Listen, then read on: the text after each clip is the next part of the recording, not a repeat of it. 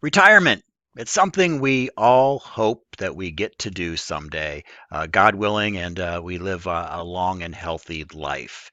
And retirement, there's a lot of questions and uncertainty about whether Social Security will be there, how much is really our responsibility going forward. I do think that is a prudent stance to take, that to assume that Social Security is not going to be there, or if it will be there, it will be in a very maybe limited capacity. The charts have all made it pretty clear about how that's going to be affected Social Security as far as the baby boomers coming in there. Their life expectancy is increasing. Quite frankly, there's just not enough money that's being currently collected that's going to be there to pay the projected outflows in the future. So there's only really one way to catch that up, and that's probably through some sort of higher taxes that may happen. And then there all comes to what kind of political pressures and so on and so forth that may happen with that. So my recommendation to you is to plan on it not being there. If it is there, great. That will be just more for you in retirement, but really to take the responsibility for that retirement planning on your own. And I think many of us have done that. We've kind of been trained over the past 20 and 30 years, for those of us that have been working that long, to start taking more ownership of that. Well, in this lecture, what I like to talk about are some of the retirement fundamentals that we have been discussing really throughout both of these modules in retirement. And as always, I kind of like to do a definition approach and then maybe expand upon those definitions a little bit, concepts that you've already been introduced to throughout the majority of the reading that you've done on retirement. All right, with that, let's go ahead and get started. We'll remove my picture entirely off of here. And let's go with the kind of a historical perspective on pensions. So pensions really are the granddaddy of all retirement plans. Well, I guess really the granddaddy of all retirement plans is that you are taken care of by your children. And if you go back in time and you look at the 1800s and even the early part of the century, the 1910, 1920, 1930, that's how it was. If you were lucky enough, and most people weren't, but if you were lucky enough to live to an age where you really couldn't work anymore, that your children took care of you. I remember as a kid there was a very popular show called The Waltons, and it showed a family living, I think, in North Carolina around the Depression era in the 30s, and the entire family, all multiple generations, lived under one roof. The grandparents, the working parents, their children, and even some of their children's children, all under one roof. And that's how it was for really most of human history until modern industrial age came about, and with that, there was kind of a shift from an agrarian culture to what we have today with various industrial kind of base that we have. All right, well, that's a little bit about history. So that's kind of really how things used to be. Then, in I guess modern times, when we're looking at the 1930s, 1940s, turn of the century concepts that have happened with kind of our modern understanding of retirement, came the pension. And the pension was a beautiful thing. And what it did is guaranteed you a kind of a fixed amount for life if you happen to live that long. And it was provided to you by your employer. So we noticed here that we have the, in parentheses, defined benefit plan. It is defined exactly what your benefit is clearly defined, usually by years of service that you have with a company. And which was nice for the employee because they knew if they put their 30 years in or their 35 years in or whatever that magic number was, they would get that pension for the rest of their life. They would get the gold watch, typically, and they would get that pension check for the rest of their life. And their spouse may or may not have also received that pension check should they pass away. That was one thing that may be different between pensions and whether that pension payment would carry on through the life of the spouse. Sometimes it was just through the life of the employee, and after the employee died, and let's say the spouse, again, typically the one who did not work outside of the home would be the wife or the female who maybe raised the children. She may be without a pension benefit at that point. So that sometimes puts some pressures on individuals uh, to how do you take care of grandma basically at that point. But a lot of pensions then switched to where it would be the life of the spouse as well. So after you died and you were the pension holder, it would continue through her life or his life, and then the pension would be over. So that was nice about the pension. You had no choices over how it was invested. The company made all of those choices. The only thing that you knew is that you were promised a benefit at the end. And that guarantee is really only as strong as the company issuing it. Um, for historically, was only as strong as the company issuing it. Pensions have and do still exist today, and I'll talk about that in a moment. There are different guarantee levels, a little bit stronger guarantee levels out there, but there is, and you probably hear about it on the news, especially with government workers, about how the pension funds may not have been managed correctly and there's not enough left. They may have gone high risk or done some all kinds of crazy, maybe unethical things with the money that they were investing for those employees, and then all of a sudden there's nothing left. I do remember one, about 15 years ago, caught me by surprise. I thought it was very interesting that one pension was investing in coins. That's going to be very speculative, when you're investing in coins. Um, so whether it be not just the value of the gold, but the value of the coin itself, I think it's called pneumatics or numesic, something like that. I don't know. But the numismatists, yes, the coin collectors out there, to invest in coins, I thought, wow, that was really not cool to invest people's trusted retirement funds in that. All right, but that was the pension. So you didn't really care how things were invested as long as you got your monthly pension check. That's all you cared about. Now, pension plans do exist today. They are still somewhat common out there, but as employers look to shed costs, that's one of the things they look to shed, not being involved in that whole pension business. If you're working in a union area, typically they're mostly seen over in the union side of things with collective bargaining. But again, they are definitely far, far less common than they were maybe 30 years ago. Now, here's a little food for thought or just a little notice here that I have worked at many places over my lifetime, and many of them have had both plans, both the pension and the defined contribution plan, which I'll talk about in a second, the 401k. We've had both. And even the employer that I'm currently with has both as well. Don't forget about the pensions. Many of you may have worked for an entity that had a pension and you didn't know it. Maybe you worked for a place for 10 years and didn't even really pay attention.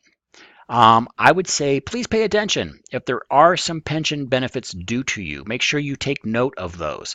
Even those little companies maybe you worked with 10 years ago, if you are eligible for that pension payment, hey, that could be an extra $200 to $300 in income that you were getting just because you remembered that pension exists. So I, for example, have one back from the 80s when I worked at McDonald's, believe it or not. McDonald's had a pension, so I've got that lingering out there, from my time working for the McDonald's corporate world, not the franchises. But so that's out there. So back when I was just a teenager and my early 20s. So do keep track of any pension benefits that you may receive from those employers, because again, could be money that you're owed. All right, so those are the pensions. They are defined benefits. You know exactly what you're going to get when you're retirement. I think you kind of have a good idea of that. Many of you will probably not have a pension. If so, it might be very small. All right, let's talk about the most unpopular ones. These are the ones you're going to have. Okay, you're going to have the 401k and the 403b. What's the difference? 401k, 403b, basically for this conversation will be the same. 401ks are in for-profit businesses, and 403bs are nonprofit businesses. I happen to work for a large nonprofit healthcare system. They have a 403b. If I was working for a for-profit healthcare system, it would be a 401k. But a lot of the rules are the same and all of that. So when we talk about it for this lecture, really consider them the same. All right, well, let's talk a little bit about contributions. What is a contribution? That is how much that you have taken out of your check that is put into the retirement.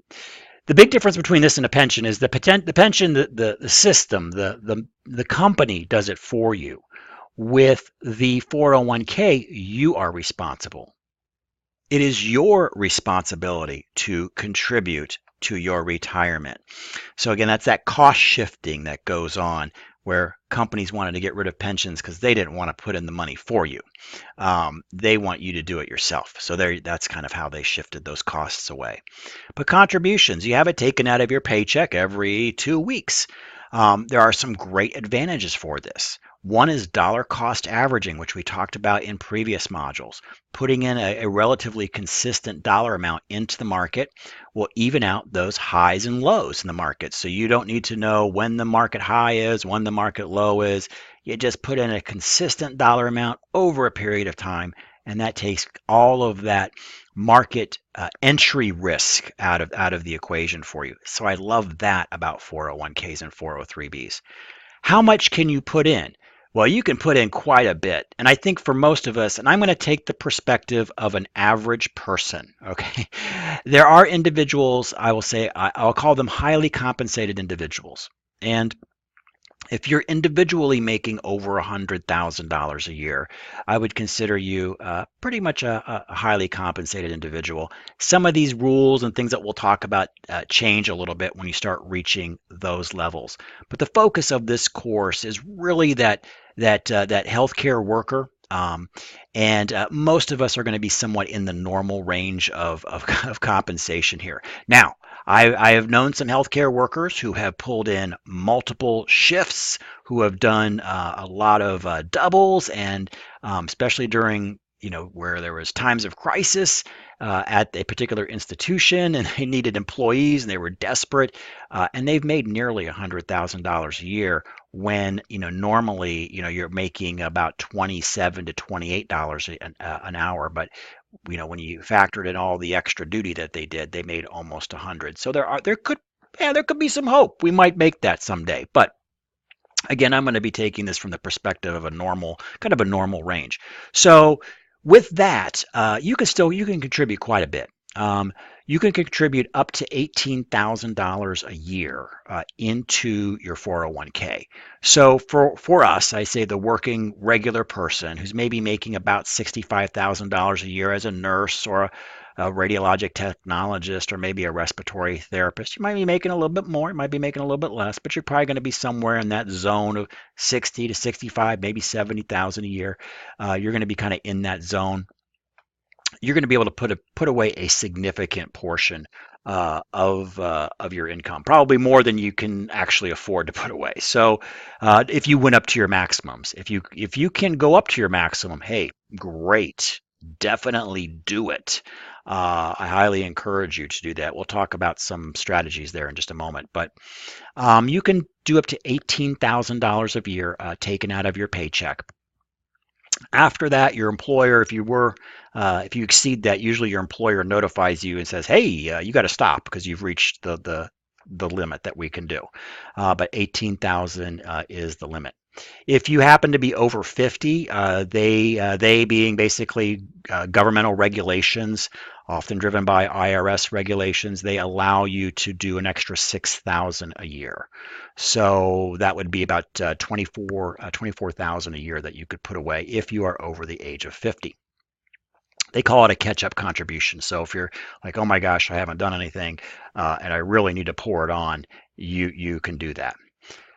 So let's talk a little bit while we're here about contributions, and we're going to go into matching in just a second. But the I mentioned the dollar cost averaging approach. I think that's great. Um, how much should you take out of your paycheck? And at the end of the lecture, I'll show you a calculator, and we'll look into that and how much you should be saving for retirement. The the easy answer is to say how much should you contribute out of your paycheck? As much as you can. That's all I can say. If you can, there is an absolute, what I would say, absolute minimum that you should be doing, and that is the corporate match, which we'll get into in just a moment.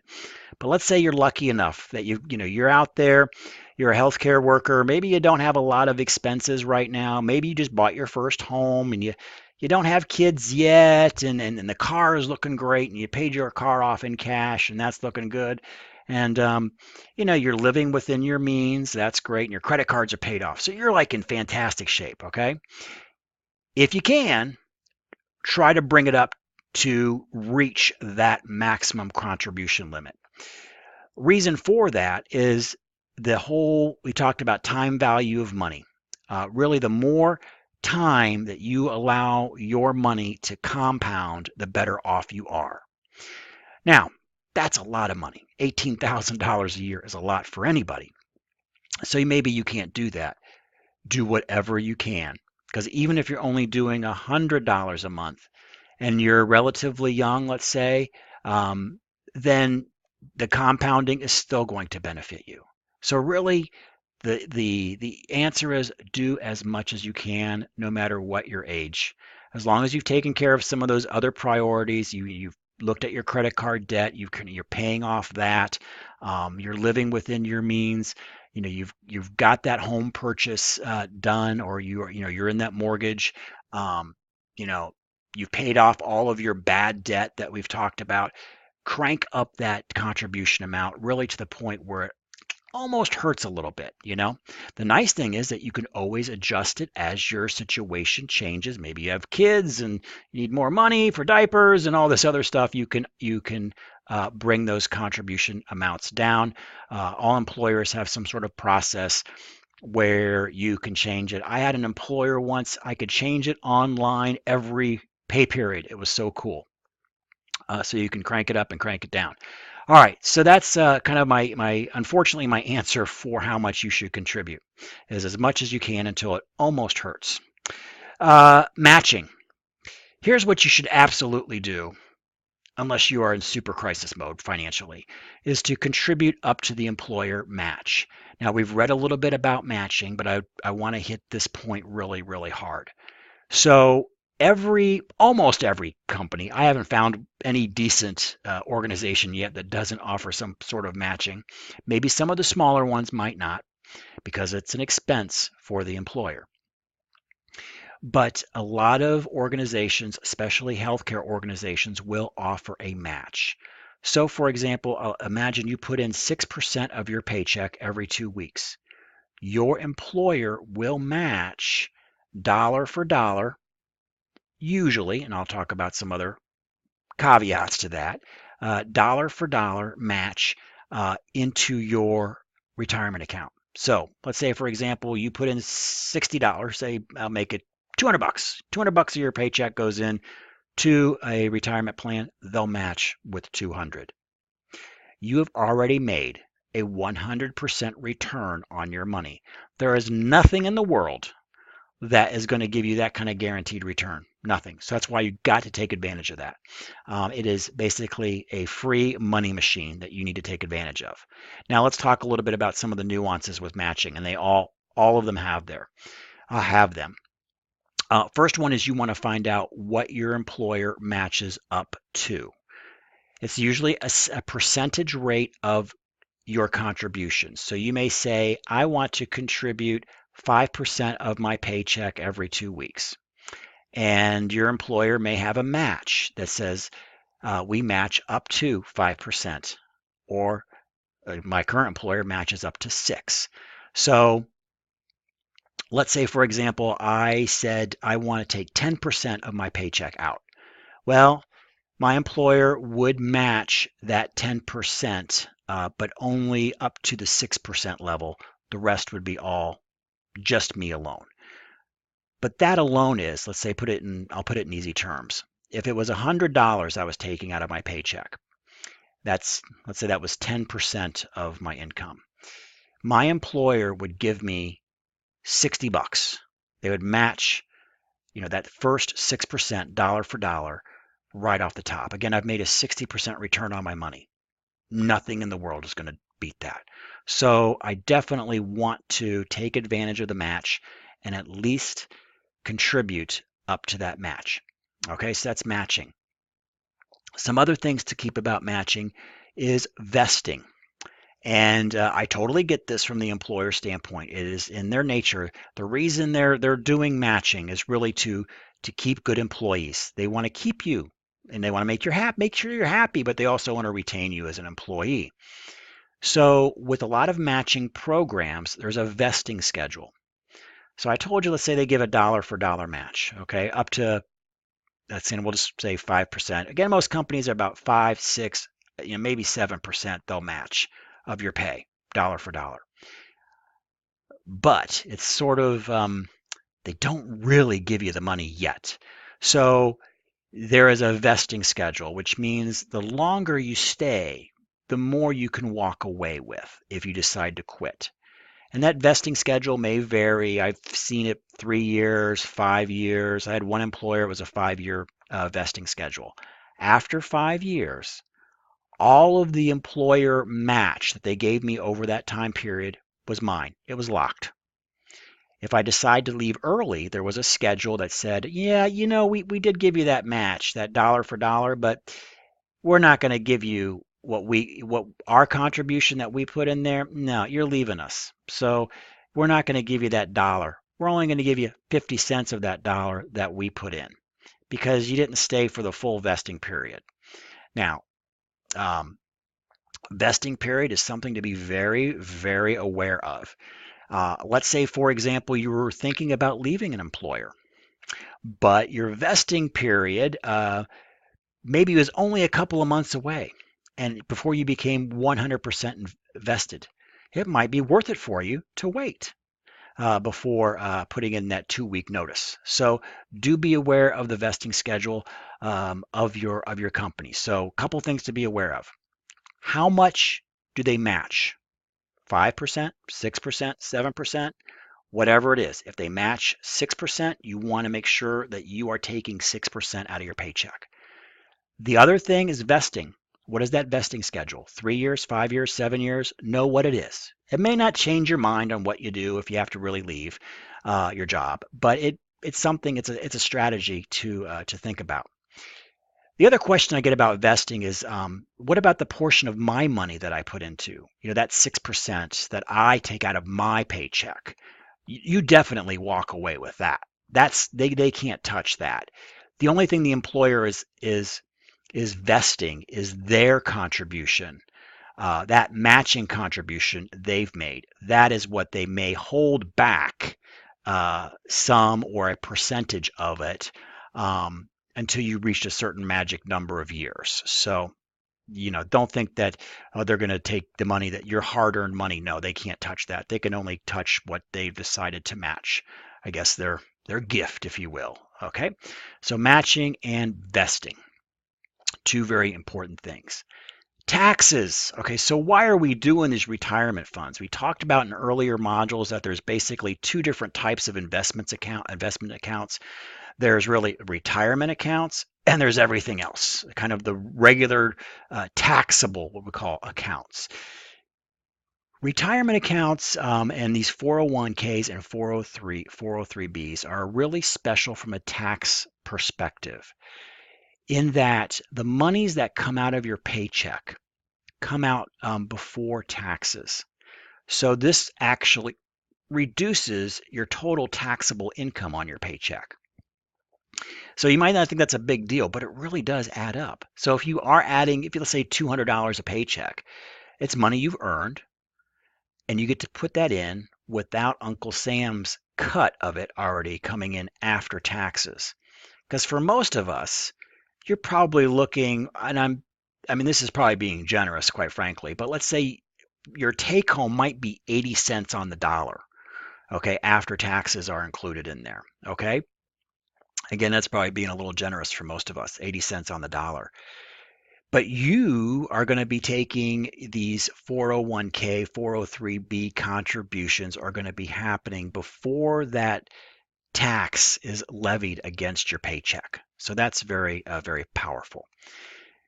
And they go into these retirement accounts. They grow. Okay, so you're going to have this portfolio of mutual funds, which we've talked about portfolios of mutual funds, and we've talked about what kind of portfolio. Kind of remember the only portfolio that you'll ever need. You'll be following maybe some of those recommendations on what these are invested in.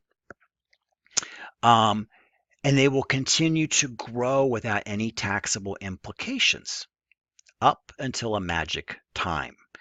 And that magic time is when you withdraw. So Uncle Sam doesn't get his taxes on this money. For all these years you've been working, he didn't get you earned a bunch of money. You worked, you were working in the hospital, you earned some money, and it magically zipped off into a retirement account. And Uncle Sam didn't get to touch it and take any taxes on it. Well, Uncle Sam is going to get he's going to get something eventually. And here's how it happens. So now you've reached this wonderful age of retirement, and we'll talk about the withdrawal period. But when you start pulling the money out of the retirement account, that is when it's going to be taxable to you. Remember, this money was never taxed. It was never taxed when you earned it because it went directly into the retirement account. It grew and grew and grew and grew over the years and it was never taxed. So as you start to take out the money, as you start to withdraw it, those will be taxable events for you, and you will be taxed at regular income rates at that point. Now, there's a couple schools of thought here, or really one school of thought is that um, in retirement, most likely you will be in a lower tax bracket. You simply won't be making as much money and you'll be in a little bit lower tax bracket. Might be true. The other school of thought is, well, wouldn't it be great if you weren't in a lower tax bracket? That means you're pretty much living the lifestyle similar to what you are living when you earned the money, and thus you'd be still in about the same tax bracket. So a couple of different schools of thought. I always thought the one about your lower tax bracket means you're probably not living quite as large as you were living in your working years. Now there can be a lot of other factors such as when you reach retirement, most likely your house will be nearly paid off or paid off, and there's a huge chunk that will be gone.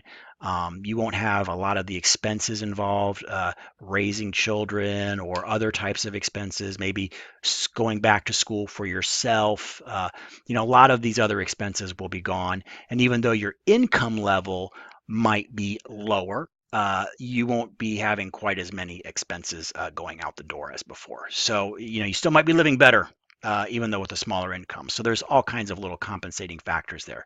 But do know, long story short, is that when you pull the money out of these accounts, the 401k and the 403b, those will be taxable events. Withdrawals, okay, pulling money out. Couple of magic numbers to know about. One of them is the standard retirement age, and I don't know why. I guess I could Google it and find out. I'm sure it's some sort of obscure IRS regulation, but retirement is considered 59 and a half. So at 59 and a half, you can then start pulling money out of your 401k without any penalties. And then you're just taxed at regular income. The other age is 70 and a half. And I'd have clients often in this category. And 70 and a half is when, let's say you have a 401k, a 403b, and you've never touched it. You don't need the money. You got so much money from whatever else you've done in life, you don't need to touch it. Well, Uncle Sam says, all that money you have sitting over there that we've never taxed? We want to start earning some tax revenue on that money. So the IRS, the government, wants you to start pulling it out. So there is a mandatory distribution age. when you have to start distributions, and that's 70 and a half, that you have to start pulling some of that money out. Again, each money will cause a taxable event for you. All right, so there's a couple of numbers there. I do want to talk about some other features that you may hear about. They're a little bit obscure, but they can be very important for you. And just know that if you, as we talk here, should any of these life events happen to you, talk to your 401k, 403b administrator about the situation, because there could be something that could help you. So what I'm talking about here is, I've got a lot of money. Let's say I've got years have gone by, you put a lot of money into these 401ks, 403bs, and something happens and you need to get the money. You need to pull it out of the money. You need to pull it out of the account. Some employers will allow you to do withdrawals from the account, depending if it's an emergency situation or not. Now, that is if the employer, okay, so the 401k is managed by the employer. If you have a rollover, I know we're getting a lot of features here, but let's say a rollover IRA where you've left an employer and you have, let's say, $20,000 at this employer in your 401k, and you decide to roll it over into your own account that you have, let's say at Ameritrade or E-Trade or wherever you decide to go, low cost, no load mutual funds available to you, okay? And you decide to roll that money over into there, and you decide, I need to withdraw the money, either through my employer or through my own self-directed IRA account.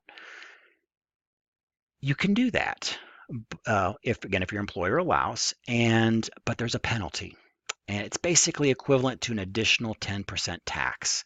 So you pull the money out, you're taxed as ordinary income. You're never going to get away from that. And then Uncle Sam says, he's going to smack you on the hand and says, you've taken this money out before you reach 59 and a half, and we're going to tax you an extra 10% on that money. So keep that in mind, that there's that out there. There are some situations that can occur where you may be able to withdraw the money without penalty. So just keep these in mind. Some of those exceptions could be death or disability of the owner. You could have a situation, let's say medical expenses. Now with medical expenses, it can't just be my kid needs braces. It's usually something pretty severe where your expenses exceed like 10% of your adjusted gross income. So it's usually a pretty major medical. But that's something to think about, a major life event, like, oh my gosh, we've got this major medical thing that's happened in our family, and the expenses are killing us. How can I can tap into my 401k. Maybe your work allows you to do that, or you have one of these self-directed accounts and you can tap into it. Just remember that, look into that. Is that something I cannot pay that 10% penalty on? Because that can be, thousands of dollars as you start moving money out of there that you may not need to pay. There is another form of distribution, and I'll just mention this. It is somewhat rare. I've only done a few of them for clients, but it was something we talked about. There was always a lot of buzz about it, and I mention it because most of you probably will never do this, but it is out there, and we called it a 72T distribution. Has to do with Rule 72, like an IRS tax code. And that does allow for a withdrawal from your 401k without any penalty, as long as you do what's called substantial and equal, I think it's called substantial and equal distribution of payments. And there's a complicated formula. Well, sort of. It really wasn't too bad. You have a chart based on life expectancy, and I think it was total amount, and you would come up with a dollar amount that a individual has to take. So let's say you want to do early retirement. You want to retire at 49 years of age. You can do that, but you're going to have, and if you want to start taking money out without a penalty, you have to declare your 72T status and start pulling money out consistently out of this account on a schedule that's absolutely required. Very rare. Again, only a few of them were actually ever done when I dealt with clients, but it is something that you may hear about out there. But for the most of us, that's something that we're not going to do. Most of us are not going to retire early. Um, for any reasons like that, and we'll probably be at least going to the 59 and a half area before we start pulling money out of our retirement accounts. There are some other possibilities for distributions without penalty. Um, I again would just recommend that if you do have anything that you just talk about, you talk that over with either your HR representative or most likely the plan representative for your company about that distribution, and just let them know, you know, maybe the reasons behind it if you have to do one, and maybe there is one of these special reasons that will be triggered where you do not have to pay the penalty on that. All right, so there are some withdrawal features. Another feature I'll talk about with the 401k and 403b is the loan feature. So we read a little bit about this in our reading, and that will allow you to take a loan out against your account.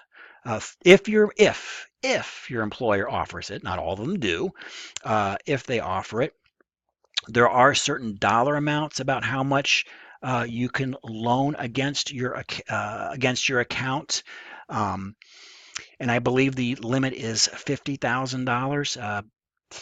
And there are some time frames to when that needs to be paid back. The standard is 5 years. I think that can be used stretched longer if you are looking at something for a purchase of a home.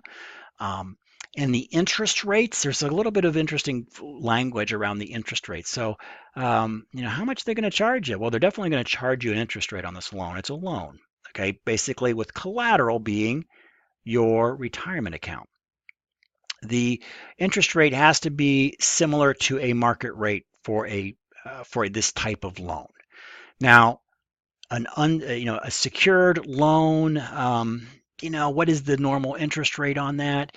Uh, that could be some interesting wiggle room. But definitely, if you are doing that through an employer and you're doing a loan against your 401k, even for the best of reasons, make sure you are very clear what that interest rate is on there, because if it's way out of the ballpark, you're looking at 8-9% interest rate, it may not be worth it for you to do it. So just be aware of what that is. But it is a nice little potential benefit that your employer may offer you with your particular 401k and 403b plan.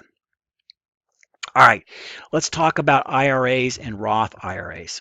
Now, IRAs, the regular IRA account that you probably have heard about over the years. This account is you don't do this through an employer. This is an individual retirement account, something that you set up on your own. And you probably hear about this every year on tax time. You hear about it on the radio, TV. It's all over the place.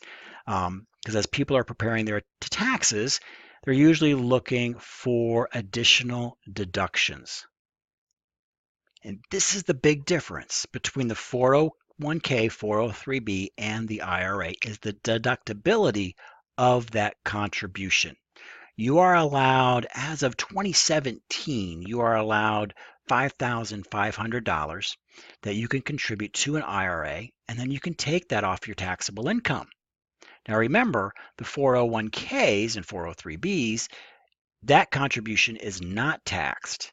So what happens with the IRA? Why is Uncle Sam taxing you? Well, here's the wonderful power about that. Uncle Sam taxes you on the front end, but won't tax you on the back end. So you've been taxed on it as you've made that contribution. Or I'm sorry, you have made that contribution. I'm speaking about the Roth. I skipped ahead of myself.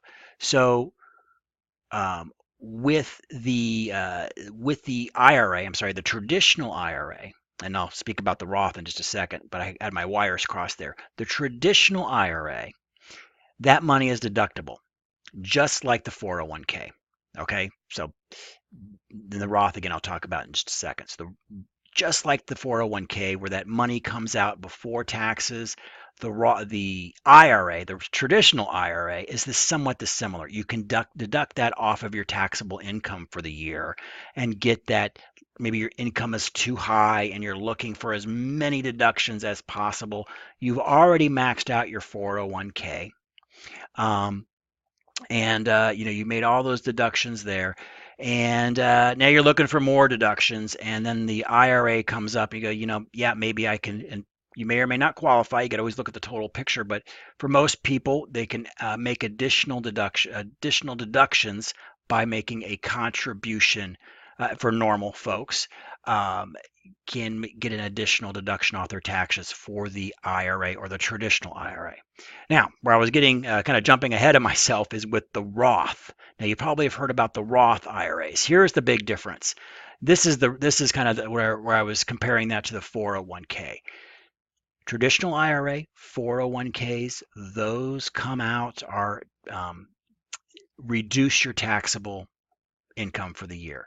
The Roth, there's no taxable implications at all. It comes out, you make a deduction after taxes. Let's say you have a Roth, and the limit, by the way, for the Roth contributions is the same. That's $5,500 for 2017. You put 5,500 in. Can't take anything off your taxes. That's no good, right? Well, here's the nice thing about the Roth is that you basically have put in money that's already been taxed. You've already paid tax. You didn't get any benefit from it, any taxable benefit as far as a deduction. But that money goes in the account. It grows and grows and grows, and then come retirement, you can start pulling that money out without tax. That's the nice part. Where the traditional and the 401ks, the traditional IRA and 401ks, remember how those trigger taxes? Money coming out of the Roth, since you kind of took the tax bite at the very beginning, you don't take the tax bite at the end. And you've had growth over the years too. So that's not, you're getting all that too without that tax bite, if you will. So that's what's nice about the Roth. So you have, those are the major um, vehicles, retirement vehicles that I would say the normal person, you or I, are going to be mostly concerned with throughout our lifetime, contributing to that 401k, 403b, the traditional IRA if necessary, and then maybe the Roth. Those are some of they're kind of boring, but they're almost the more exotic. The question is, what should I do? You got all these choices up here. First choice is that 401k. If you got one at work, go to the matching. Make the match. Continue on with it. Try to go to that limit. If you're lucky enough and you can put the $18,000 in a year, go for it. If you can do more than that, then you may want to look at some other vehicles. Depending on this is where you may want to consult with an accountant to ensure that you're getting the maximum tax benefit. But if you are lucky enough to do more than $18,000 a year, then you might be looking at an IRA or Roth IRAs. There is a phase out of the deductibility portion of the IRA as you start maxing out all of these accounts. So just keep that in mind. But if you're lucky enough to be putting in $18,000 a year, you're probably more highly compensated and maybe entering some more complex tax situations. So you might actually have an accountant or CPA that's helping you with taxes.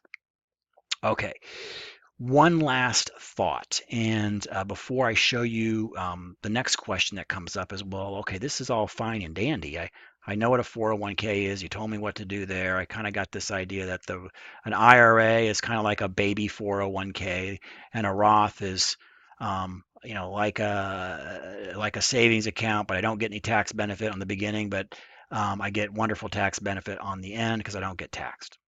But how much should I invest? That's really the question. I'm going to show you a calculator that I like. There's a lot of them out there, so please do your own due diligence on that, and we'll go over that in just a second. The the next thing is most of us will probably have 5, 6, 7 jobs throughout our lifetime. And at each one of these positions that we have, we are going to be having 401ks, 403bs at each one of them.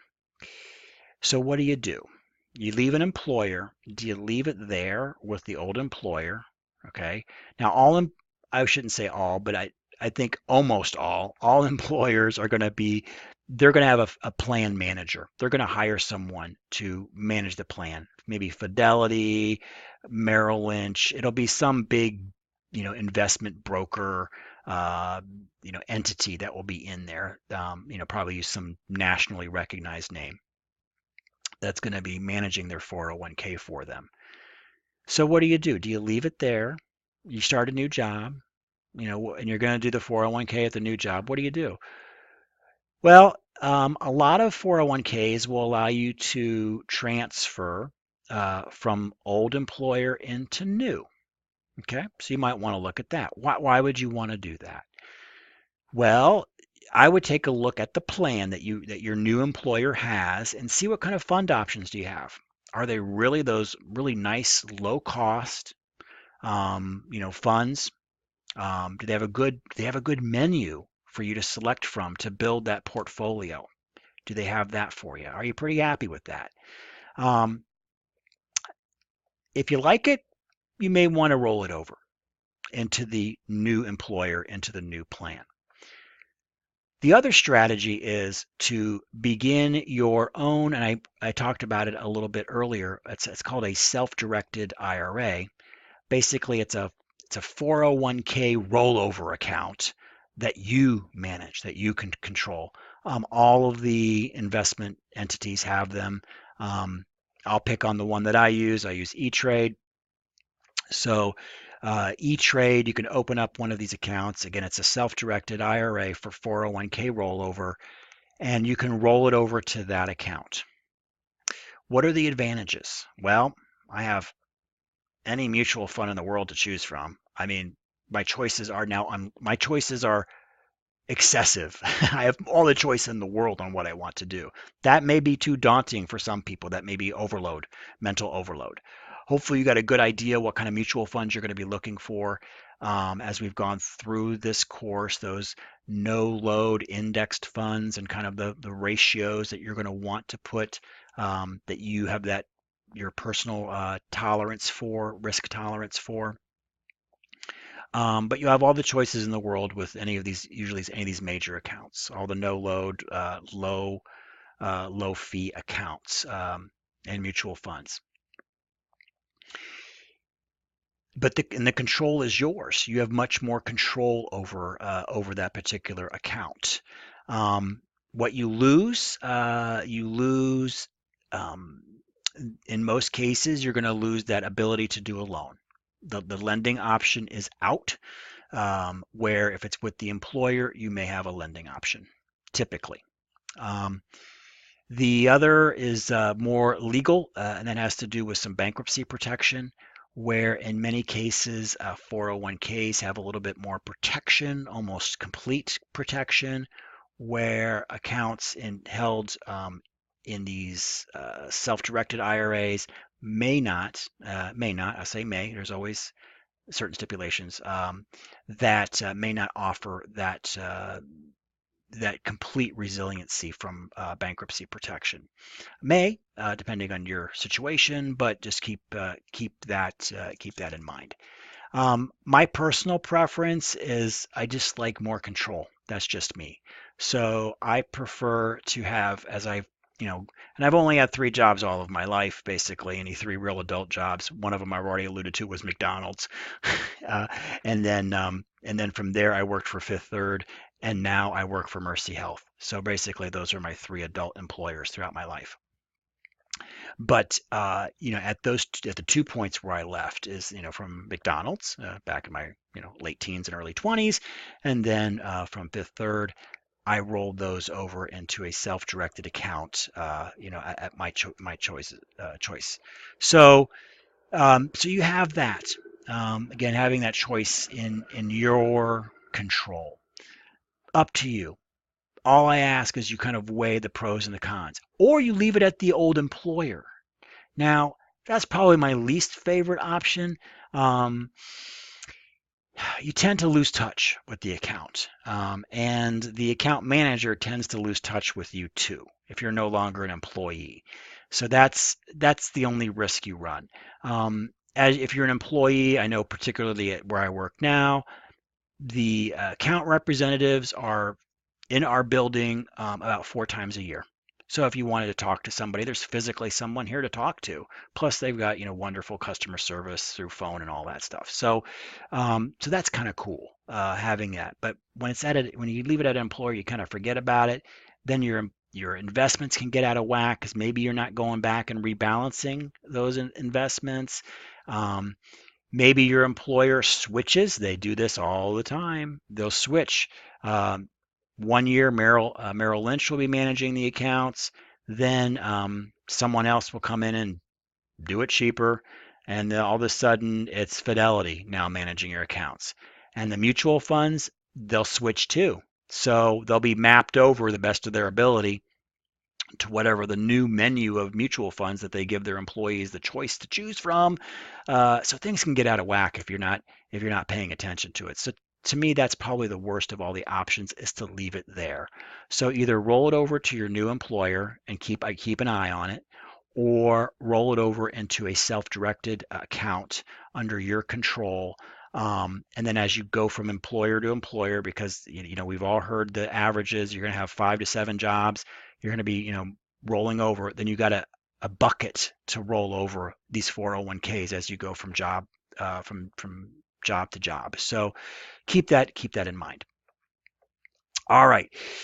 So let's go and let me show you real quickly what this retirement calculator looks like. Again, hopefully give you some. I like this calculator because it gives some general good rule of thumb here as far as how much you should be putting away for retirement.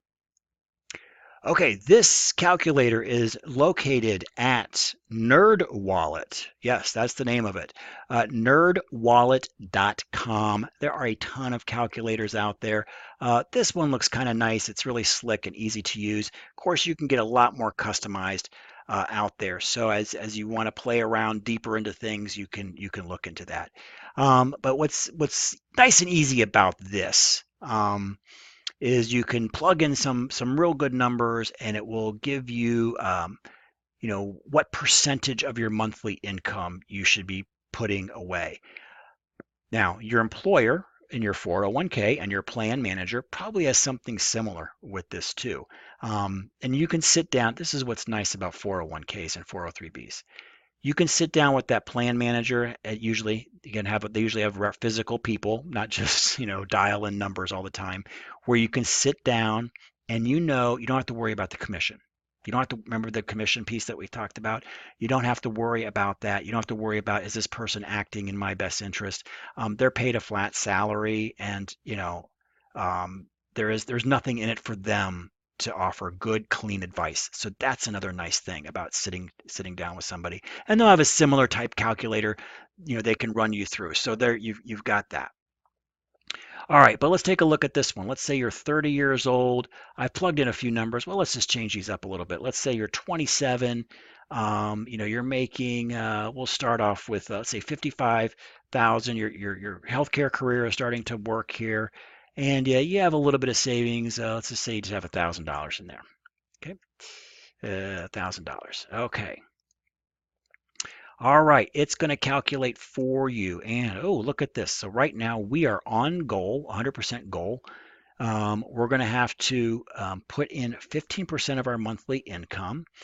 And you're going to, when you retire, again, it's going to try to match your normal annual income. You're going to have almost $3,000 a month to spend. Now, we can play with this retirement age. Let's say I go down to 65. Ooh, if I go down to 65, I want to retire there. I'm not quite to my goal yet. Um, I will you will have about $2,773 a month. Let's scroll down even more. Let's say we want to do that 59 and a half. Let's just go 59 there. Oh yeah, we're way off now. We're only going to be able to have about $1,800 a month. Now, this when I retire, what number is that? When I retire, I will spend. Now, this is based off of this rule of thumb here, which you can see that pop-up box, that you'll need about 70 to 80% of your current income. Again, if you receive Social Security, who knows if we're going to receive that or not. So you may want to ratchet that up or ratchet it down, up to you and what your personal beliefs are about Social Security. Again, also, you may not have as many expenses when you retire, so it may be a wash, at that point. So what's kind of cool is to play around with this. You may want to use a nice retirement age, maybe 65, and then you can play around with the amount that you want to save. And you can see that the more I save, of course, you can see the goal tracker up here. And let's scroll it all the way back to about 15%. So play around with those numbers. Again, I think for a lot of us, there is a little bit of sense of realism here too on how much you can put away. Can you really do a lot? We talked about the maximum of $18,000 a year putting away. I think a great number to strive for as you play with all of these numbers. Let's say we go up to you're now making more. You're making 65,000.